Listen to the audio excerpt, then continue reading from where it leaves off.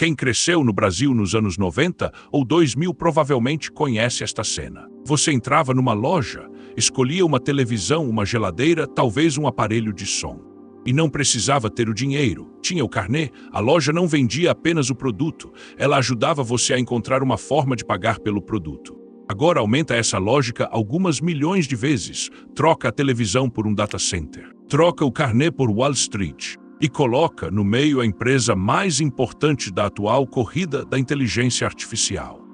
A NVIDIA vende os chips, investe em algumas empresas que compram esses chips, ajuda clientes a encontrar financiamento, e agora, em certos projetos, está disposta até a assumir uma parte do risco caso o comprador não consiga cumprir suas obrigações. Isso não prova que a febre da inteligência artificial seja artificial, mas cria uma pergunta bastante incômoda: se o vendedor também ajuda o comprador a encontrar o dinheiro. Quanto da fila na porta da loja é demanda e quanto é crédito? Em agosto de 2026, essa pergunta ganhou um número: 105 bilhões de dólares. A NVIDIA concordou em fornecer garantias de até esse valor para ajudar a viabilizar um gigantesco data center da OpenAI no estado americano de Ohio.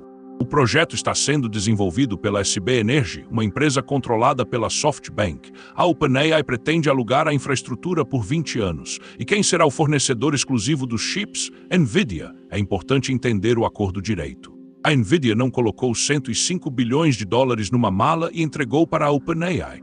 A garantia cobre partes específicas da operação, entre elas, compromissos relacionados ao aluguel, energia e ao valor mínimo da propriedade. Se a OpenAI deixar de cumprir determinadas obrigações, a NVIDIA pode precisar cobrir parte da diferença entre o valor garantido e aquilo que o proprietário conseguir recuperar. Ao mesmo tempo, a NVIDIA anunciou um investimento de $1,5 bilhão na própria SB Energy. Então olha a estrutura. A OpenAI precisa de uma quantidade absurda de computadores. A SB Energy constrói o lugar onde esses computadores ficarão. A NVIDIA vende os computadores, investe na empresa que constrói o lugar e ainda ajuda a reduzir o risco financeiro do cliente que vai ocupá-lo. O vendedor deixou de esperar o comprador chegar. Agora ele ajuda a construir a loja, o estacionamento e o financiamento. E essa é só a primeira porta, porque o Ohio não é um caso isolado. Poucos dias antes, a NVIDIA havia anunciado uma parceria com Apollo, BlackRock, Blackstone, Brookfield, Goldman Sachs e KKR. O objetivo é criar plataformas capazes de levantar mais de 500 bilhões de dólares para financiar infraestrutura de inteligência artificial. A NVIDIA pode garantir até 125 bilhões desse volume. Os empréstimos poderão ser garantidos, em parte, pelos próprios equipamentos da empresa. CPUs, servidores, racks inteiros. O computador começa a se comportar como um imóvel ou uma máquina industrial. Não é apenas uma coisa que você compra. É um ativo contra o qual alguém aceita emprestar dinheiro. E é justamente esse tipo de mecanismo que interessa aqui, porque o ChatGPT parece software. Um comando entra, uma resposta sai, mas quando você segue o dinheiro para trás, aparece outra coisa. Terreno, usina, linha de transmissão, servidor, dívida, seguro, aluguel de 20 anos. Fundo de investimento, a inteligência artificial pode viver na nuvem, a conta continua chegando pelo chão. Se você gosta de entender o sistema que existe por trás das coisas que parecem simples, se inscreve. É exatamente o tipo de coisa que a gente procura por aqui. Agora aparece uma segunda relação. OpenAI, em fevereiro de 2026, a NVIDIA negociava um investimento de aproximadamente 30 bilhões de dólares na empresa responsável pelo ChatGPT. Era parte de uma rodada gigantesca de financiamento. E segundo pessoas ouvidas pela Reuters, uma parcela importante do dinheiro captado pela OpenAI seria usada justamente para comprar os chips necessários para treinar e operar seus modelos. Chips da NVIDIA. Percebe a estranheza? A NVIDIA vende a infraestrutura. A NVIDIA investe no cliente. O cliente usa capital para expandir. E essa expansão cria novas compras de infraestrutura. É por isso que começou a aparecer uma expressão bastante desconfortável em Wall Street. Financiamento circular. Jensen Huang rejeita essa interpretação, segundo ele. A NVIDIA está usando sua escala e sua capacidade de enxergar a demanda futura para destravar infraestrutura que será necessária de qualquer maneira. E existe um argumento bastante forte a favor dele. A demanda é real. No primeiro trimestre fiscal de 2027, a NVIDIA registrou receita recorde de mais de 81 bilhões de dólares. Só a divisão ligada a data centers passou de 75 bilhões. Foi um crescimento de 92% em relação ao mesmo período do ano anterior. Microsoft, Amazon, Google, Meta, governos, startups. Todo mundo está comprando capacidade computacional. As maiores empresas de tecnologia devem gastar centenas de bilhões de dólares em infraestrutura apenas neste ano. Então existe um erro fácil de cometer aqui. Olhar para esses acordos e concluir, pronto, descobrimos a fraude. Não existe evidência de que os clientes da Nvidia sejam fictícios. Não existe evidência de que a demanda por inteligência artificial tenha sido inventada, e vender produto financiado não transforma automaticamente uma empresa em fraude. Se fosse assim, metade da economia mundial estaria presa. O problema é mais interessante e bem mais antigo. Quem cresceu numa casa brasileira em que os carnês ficavam guardados numa gaveta conhece a lógica. O produto já estava dentro de casa, o dinheiro ainda não. A compra era uma aposta no salário dos próximos meses. Você trazia o futuro para o presente. O crédito fazia a ponte. A inteligência artificial está começando a fazer algo parecido. Só que o futuro colocado como garantia é gigantesco. É a quantidade de inteligência artificial que empresas supostamente vão consumir daqui a 5, 10 ou 20 anos. E essa lógica tem precedente. Durante a bolha de telecomunicações no fim dos anos 90, fabricantes de equipamentos como Nortel e Lucent também ajudavam clientes mais frágeis a financiar a compra de suas próprias máquinas. Isso era chamado de vendor financing, financiamento do fornecedor. Quando o setor crescia, era uma ferramenta excelente. O fabricante vendia mais, o cliente conseguia construir sua rede, o mercado expandia. Só que existe uma característica perigosa nesse modelo. Quando o fornecedor ajuda o cliente a comprar, a receita do vendedor e a capacidade de pagamento do comprador começam a ficar ligadas. Na crise das empresas.com, essa ligação deixou cicatrizes profundas em parte da indústria de telecomunicações. Isso não significa que a Nvidia seja a próxima Nortel. As empresas são diferentes, o momento é diferente, os clientes são diferentes, e uma comparação histórica não é uma profecia, mas existe uma pergunta que continua válida: o que acontece quando o vendedor não está mais apenas vendendo? Porque a Nvidia está chegando cada vez mais perto do centro financeiro da indústria que ela própria abastece. Ela investe em desenvolvedores de modelos, investe em empresas de nuvem, investe em infraestrutura, ajuda a estruturar financiamento, conversa com fundos gigantescos de Wall Street e coloca seu próprio balanço atrás de alguns desses projetos. A empresa que ficou famosa vendendo placas de vídeo está começando a participar da construção do mercado que decidirá quantas placas de vídeo serão necessárias. Essa frase merece atenção, porque existe uma diferença enorme entre prever demanda e ajudar a fabricar as condições financeiras para que essa demanda aconteça. E talvez a Nvidia esteja fazendo as duas coisas. A explicação mais simples é também a mais favorável à empresa. Construir infraestrutura de inteligência artificial ficou caro demais, muito caro. Uma startup pode ter um modelo excelente, pode ter milhões de usuários, pode ter investidores, mas construir data centers de dezenas de bilhões de dólares exige outro tipo de dinheiro. Exige bancos, fundos de infraestrutura, seguradoras, mercado de dívida, contratos de energia, garantias, empresas como OpenAI nem sequer possuem classificação de crédito equivalente à das gigantes tradicionais de tecnologia.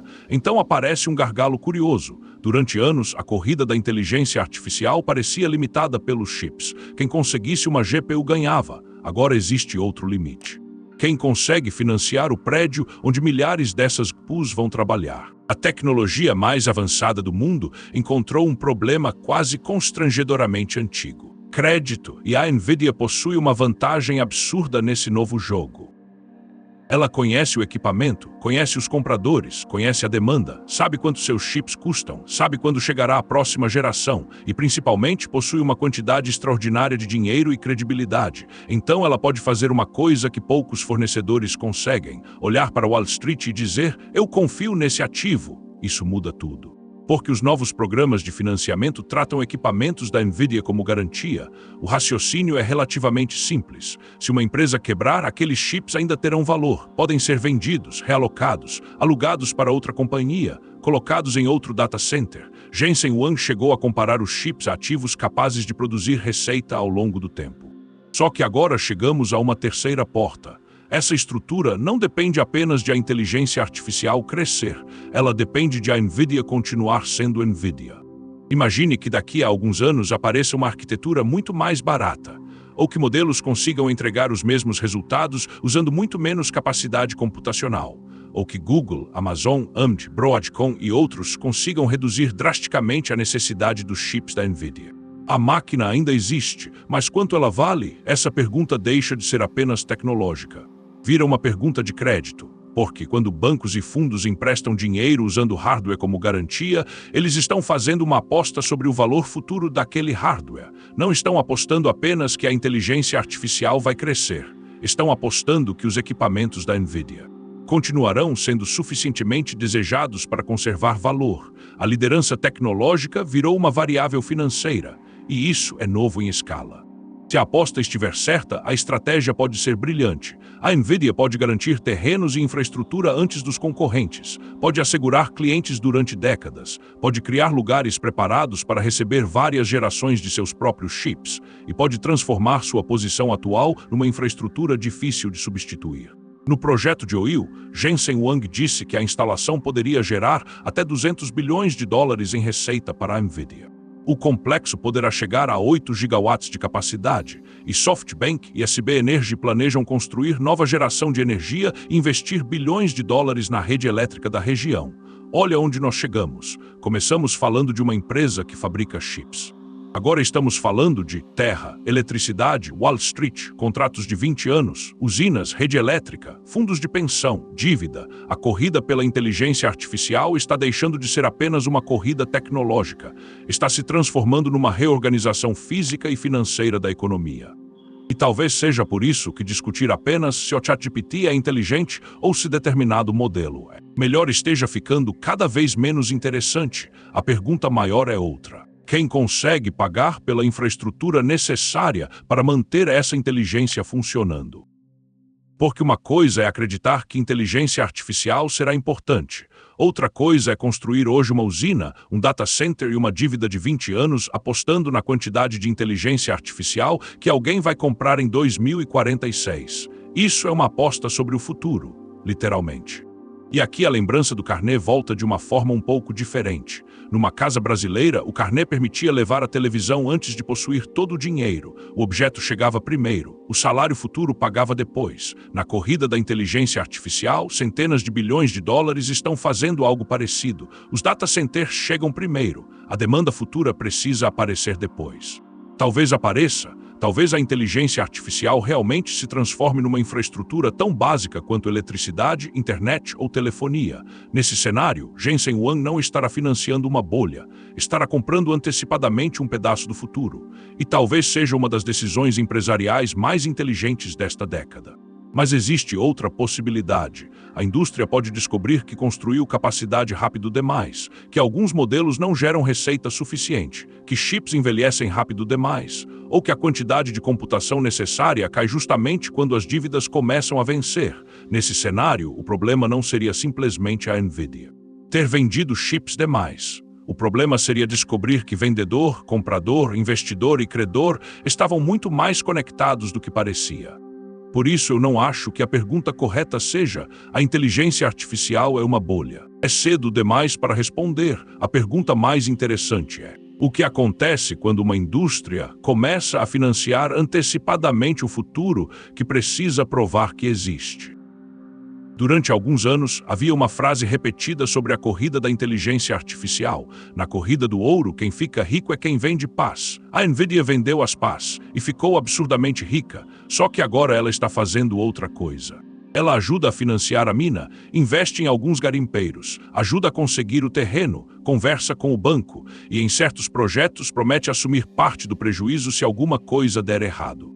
Isso pode ser confiança absoluta no próprio produto, pode ser uma forma genial de acelerar um mercado que realmente existe, ou pode ser o momento em que a empresa mais beneficiada pela febre passa a precisar que a febre continue. Talvez a parte mais importante da corrida da inteligência artificial já não esteja dentro dos modelos. Está nos contratos assinados para os próximos 20 anos. Porque quando uma indústria começa a usar o futuro como garantia, ela não está apenas tentando prever o que vem depois, ela já começou a cobrar por ele hoje.